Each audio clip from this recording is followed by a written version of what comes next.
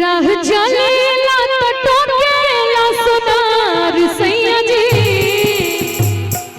राह चलेला तो टोकेला सोनार राजा जी, काहे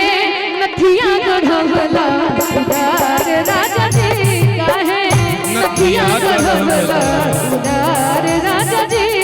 राह चलेला तो टोकेला सोनार सैया जी, राह चलेला तो टोकेला सोनार राजा जी, काहे नथिया गढ़वला उदार राजा जी, काहे नथिया गढ़वला उदार राजा जी। चली चाहे रही आधा के चली चाहे गाली,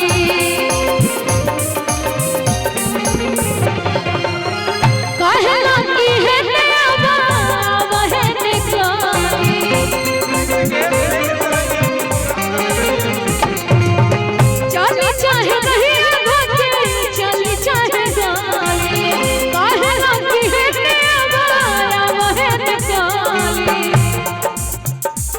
जदिकारा तो हम हमारा प्यार सैया जी,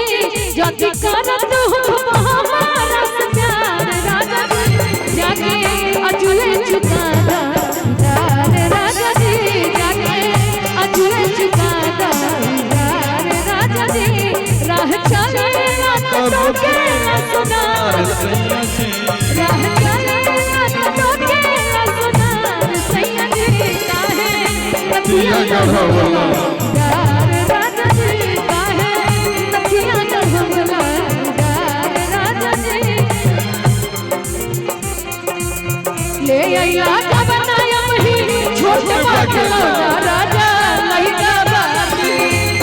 ले आइला का बनाया वही छोटे पाखला राजा लइका बाती,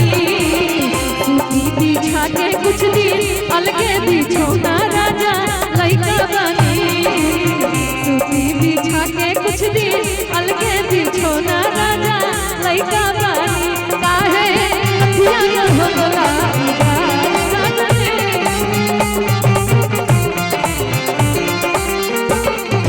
और बात रही राजा जी, भाई जितना ऋषिकेश के धरती से आए बड़े लोगन जोड़ा देखे, सबसे ज्यादा यहाँ के जोड़ा देखे।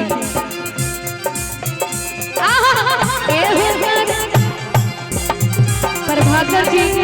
प्रभाकर जी, हेलो सर, चश्मा हटाइए ना सर, कोई बात नहीं, मजाक मजाक। प्रभाकर जी बहुत एंजॉय कर रहे हैं, लेकिन और रियल में यही होना चाहिए। लइका फइका होए तो राजा जी जई हमारा, तब नहीं ससुर में पौर लगी हमारा,